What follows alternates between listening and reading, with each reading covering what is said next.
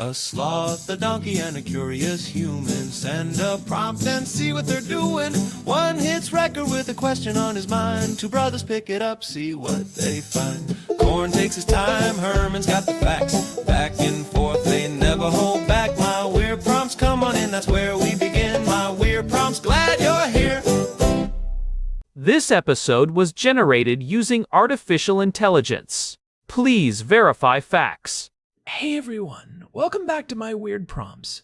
I am Korn, and I am sitting here in our home in Jerusalem with my brother. We have got a really heavy, but I think absolutely essential topic to dive into today. Usually, our housemate Daniel sends us an audio prompt to kick things off, but today we actually decided to pick the topic ourselves. It is something that has been weighing on us, especially given everything we have seen over the last few months here in March of 2026. Herman Poppleberry here, and you are right, Korn. Living here in Jerusalem, you cannot help but feel the weight of this.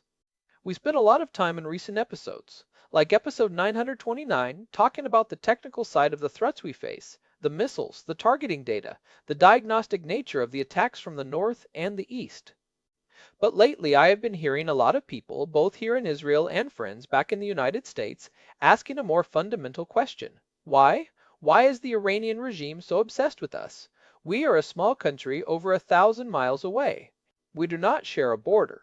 We do not have a territorial dispute in the traditional sense. Yet, for the leadership in Tehran, the destruction of Israel is not just a policy goal, it is a foundational reason for being. That is exactly the disconnect I want to explore. If you look at it through a purely Westphalian, realist lens of international relations, it makes zero sense. Nations usually fight over resources, borders, or regional hegemony. But the intensity of the hostility coming from the Islamic Revolutionary Guard Corps and the supreme leader goes way beyond geopolitical competition. It feels existential, almost pathological. I want to peel back the layers of the Khomeinist ideology and look at the actual architecture of this hatred. Is it genuine religious fervor? Is it a calculated tool for domestic power? Or is it some kind of fusion of both that has taken on a life of its own? It is definitely a fusion, but to understand the why, you have to go back to the very beginning of the 1979 revolution. You have to look at how Ayatollah Khomeini framed the world. He did not just see a political struggle in Iran, he saw a cosmic struggle. He used these two specific terms that are still the bedrock of the regime's worldview today, the Mustazafin and the Mustakbirin. The Mustazafin are the oppressed, the downtrodden of the earth, specifically the Muslim masses. The Mustakbirin are the arrogant, the oppressors. In this framework, the United States is the great Satan, the ultimate source of arrogance. But Israel? Israel is the little Satan. It is viewed as a colonial implant, a cancerous tumor, as they often say, that was placed in the heart of the Islamic world to keep the Mustazafin divided and weak.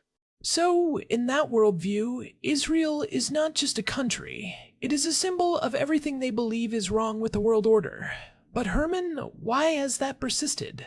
Revolutions usually cool off over 45 years. People get tired of the rhetoric.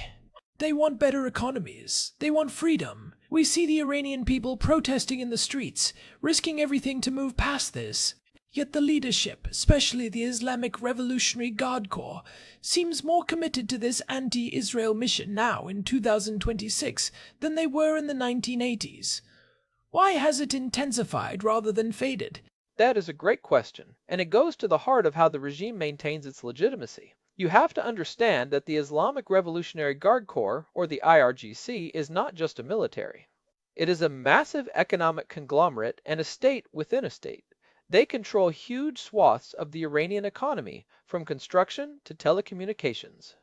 For the IRGC to justify its massive budget, its extra-legal power, and its brutal suppression of domestic dissent, it needs a permanent state of war.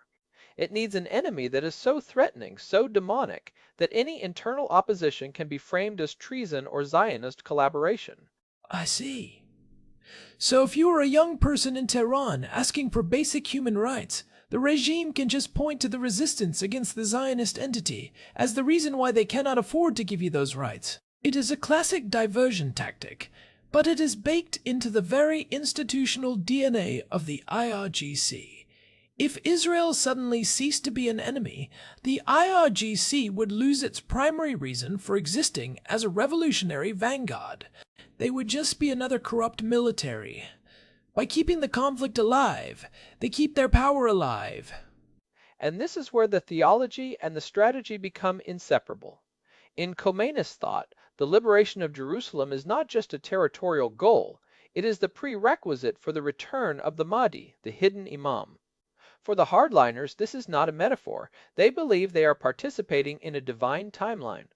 So when they build these massive drone factories and ship precision-guided munitions to Hezbollah, they are not just playing a geopolitical chess match. They are, in their minds, fulfilling a religious obligation. This is why we see them willing to endure massive economic sanctions and international isolation. You cannot easily deter someone who thinks they are on a mission from God to cleanse the region of a perceived religious and colonial impurity. It is terrifying when you think about it that way, because it removes the usual guardrails of rational state behavior. If your goal is the total eradication of another state, there is no room for compromise. There is no middle ground. And we have seen this reflected in the way they have built the axis of resistance. We talked about this back in episode 7066, how it has evolved from a loose collection of allies into a vertically integrated military architecture. Herman, you've been looking at the recent data from early 2026. How is this ideological obsession manifesting in their current operational strategy? It is manifesting as what I call operational fusion. We touched on this in episode 757, but it has reached a new level this year. The IRGC is no longer just the benefactor of groups like Hezbollah or the Houthis. They are the central nervous system. In the last few months, we have seen a 40% increase in the frequency of highly coordinated, multi-front exercises. They are practicing for a day when they can overwhelm our defenses from every direction simultaneously. And what is striking is the diagnostic nature of it. As we discussed in episode 929, they are not just firing rockets to cause damage. They are firing them to collect data on our interceptors, our radar response times, and our decision-making loops. They are treating the destruction of Israel as a technical problem that can be solved through persistent, iterative testing. That is a chilling way to put it. It is like they are debugging a program where the end goal is the collapse of a nation. But let's talk about the domestic side of this again. Does the average person in Iran actually buy this? We see the videos of students refusing to step on the Israeli and American flags painted on the ground at universities. We hear the chants of neither Gaza nor Lebanon, my life only for Iran. There seems to be a massive gap between the regime's obsession and the priorities of the Iranian people. There is a huge gap, Korn, but that gap actually makes the regime more dangerous, not less. When a regime loses its popular legitimacy, it leans even harder on its foundational ideology and its security apparatus. The more the Iranian people reject the regime, the more the IRGC feels it has to prove its worth through external aggression. They use the anti-Israel cause as a litmus test for loyalty. If you are not 100% behind the resistance, you are an enemy of the state. This creates a feedback loop where the regime's survival becomes tied to the continuation of the conflict. They cannot stop, because stopping would mean admitting the last 47 years of sacrifice were for nothing. It is a sunk cost fallacy on a civilizational scale. They have invested so much blood and treasure into this proxy network and this narrative of resistance that they cannot pivot without the whole house of cards falling down. But I want to push on the strategic side for a second. Some analysts argue that Iran uses the Israel issue primarily to gain influence in the Arab world. By being the most vocal anti-Zionist power, they try to leapfrog the Sunni-Shia divide and position themselves as the true leaders of the Islamic world. How much of this is just a play for regional hegemony? That was certainly a big part of the strategy in the 1990s and early 2000s. They wanted to shame the Arab regimes for their perceived weakness or their willingness to negotiate, and for a while, it worked. It gave Iran a lot of soft power on the so-called Arab street. But look at where we are now in 2026. The Arab world has changed. The Abraham Accords showed that many Arab nations are more afraid of Iran than they are interested in fighting Israel. They see Israel as a potential partner in technology, security, and trade. This has actually isolated Iran even further. Instead of being the leaders of a broad Islamic front, they are now the heads of a radical revolutionary fringe. This has made them more desperate. They feel the walls closing in as the region moves toward normalization, so they have to escalate to prove that they can still break the system.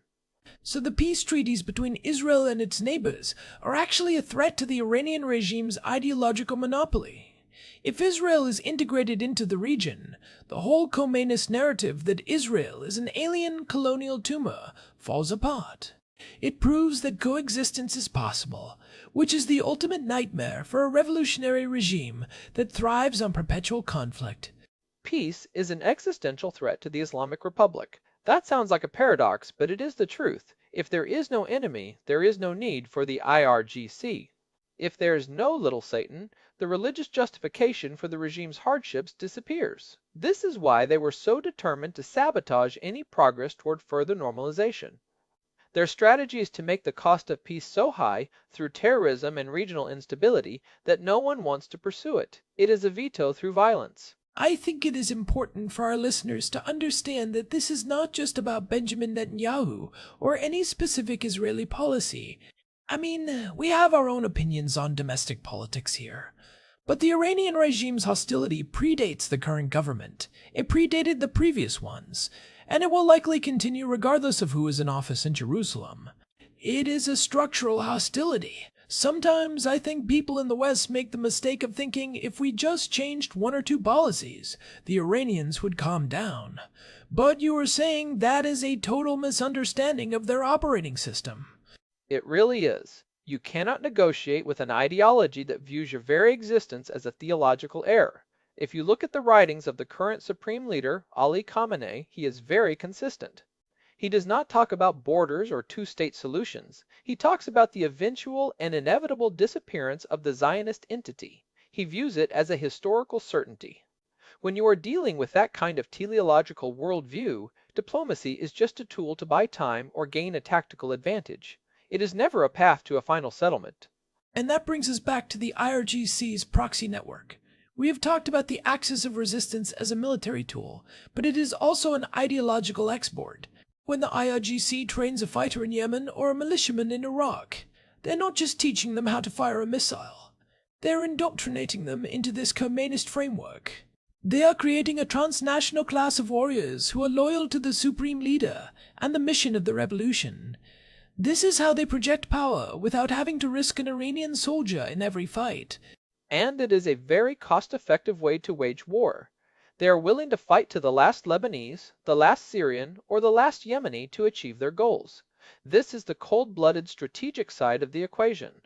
They use these groups as human shields and forward-deployed bases. It gives them plausible deniability, or at least it used to. One of the big shifts we have seen recently is that the deniability is gone. Everyone knows who is pulling the strings. But the regime almost seems to welcome that now. They want the world to know that they can reach out and touch anyone, anywhere, through their proxies. So let's look at the second-order effects of this. If the Iranian regime is successful in maintaining this permanent state of hostility, what does that mean for the rest of the world? It is not just an Israel-Iran problem. We see the Houthis attacking global shipping in the Red Sea. We see Iranian drones being used by Russia and Ukraine. This anti-Western, anti-Israel ideology is becoming a central pillar of a new axis of authoritarian states. You are hitting on something crucial, Korn. The obsession with Israel is the tip of the spear for a much larger assault on the Western-led international order. Iran has positioned itself as the leader of the global resistance against American hegemony. By attacking Israel, they are attacking the most visible and successful ally of the United States in the Middle East. They are trying to prove that the U.S. cannot protect its friends and that the Western model of liberal democracy and international law is a failure. In their mind, if they can break Israel, they can break the entire Western position in the region. It is a high-stakes gamble, but it also seems like they are playing a dangerous game with their own survival. They are betting that the West and Israel will never have the stomach for a direct confrontation that would threaten the regime itself. They operate in the gray zone, pushing just enough to cause chaos, but trying to stay below the threshold of a full-scale war that would involve the United States. But as we have seen in early 2026, that threshold is getting harder and harder to define. The calculation of the regime is that time is on their side. They believe the West is decadent, divided, and weary of Middle Eastern wars. They see the political polarization in the United States and the internal debates in Israel as signs of weakness. They think they can just outlast us. They are willing to wait decades. This is a generational struggle for them.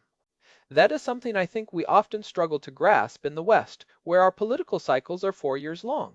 The Iranian leadership is thinking in terms of decades and centuries. That brings me to a point I wanted to raise about the tactical shifts we are seeing. If they are thinking in the long term, then every attack, every drone, every cyber assault is a data point. We mentioned episode 929 and the diagnostic targeting. It feels like they are conducting a massive multi-year experiment to find the systemic vulnerabilities in our defense grid. They are looking for the point where the cost of defense becomes unsustainable, or where the technology finally fails. That is exactly right. And it is not just military technology. They are looking for social and psychological vulnerabilities too. They use social media and influence operations to try and exacerbate the divisions within Israeli society. They want us to be at each other's throats. They want the world to see Israel as a source of constant trouble and instability, hoping that eventually the international community will just give up on us. It is a comprehensive strategy that spans the physical, digital, and psychological domains. It is a lot to take in, but I think it is vital to name it for what it is. This is not a misunderstanding. It is not a conflict that can be solved by a better map or a more clever diplomat. It is a fundamental clash of worldviews. On one side, you have a modern democratic state trying to live in peace and innovate. On the other, you have a revolutionary regime that requires the destruction of that state to justify its own existence and its theological vision. And that is why I think the term obsession is so accurate. It is not a rational policy choice. It is a core identity. For the men who lead the IRGC, being anti-Israel is essential to who they are as being Muslim or being Iranian. In fact, they have fused those things together. To be a true Iranian patriot and a true believer, in their eyes, you must be a soldier in the war against Zionism. So, looking forward, where does this go? We are in 2026. The regime is facing a succession crisis as the older generation of revolutionaries passes away. There is a younger generation that seems much more interested in the internet, global culture, and economic opportunity than in fighting a war for Jerusalem. Can the IRGC maintain this ideological purity as the leadership changes? That is the big question. The IRGC is trying to ensure that the next generation of leaders is even more hardline than the current one. They are promoting the young ideologues, the ones who grew up in the shadow of the IRGC schools and institutions. They are trying to institutionalize the revolution so it can survive without the original founders. But biology is a powerful force. You cannot keep a population of 85 million people in a state of revolutionary fervor forever. Eventually, the gap between the regime's obsessions and the people's needs becomes too wide to bridge with just propaganda and fear. But until that breaking point happens, we are in for a very dangerous period.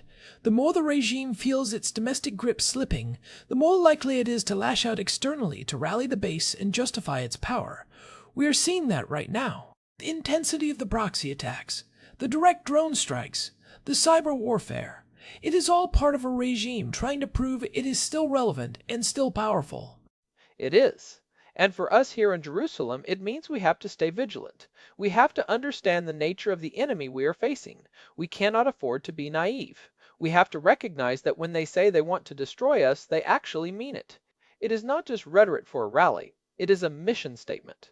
I think that is a good place to start wrapping up the core discussion. We have covered a lot of ground, from the theological Mustazafin versus Mustakbirin dichotomy, to the institutional requirements of the IRGC, to the strategic utility of the axis of resistance.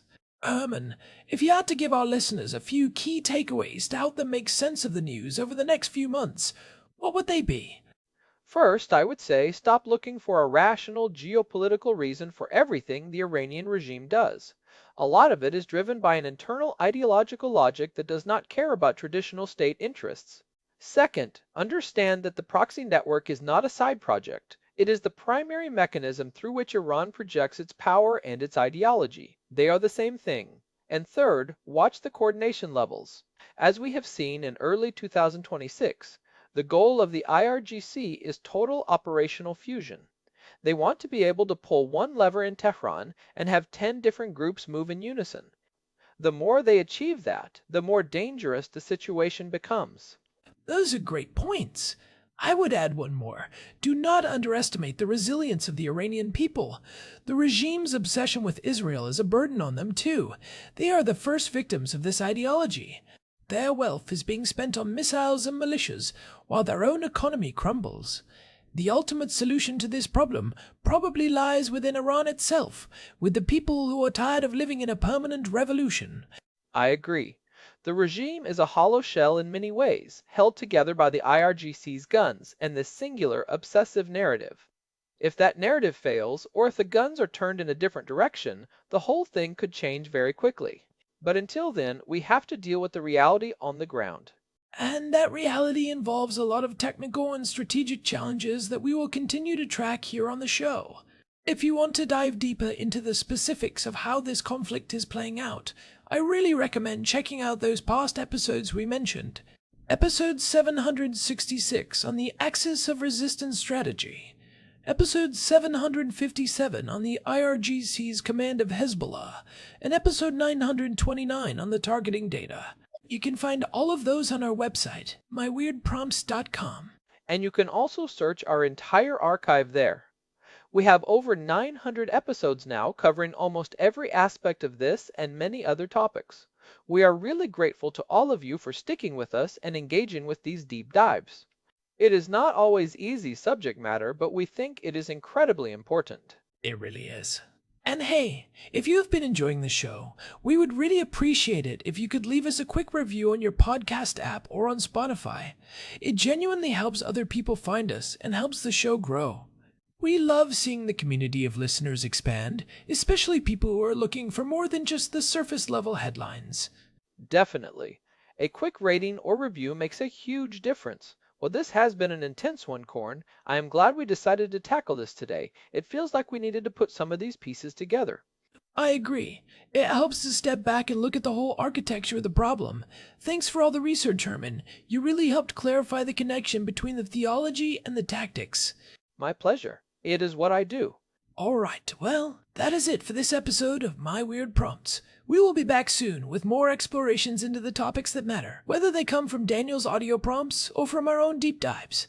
You can find us on Spotify and at myweirdprompts.com. Thanks for listening, everyone. Stay safe and stay curious.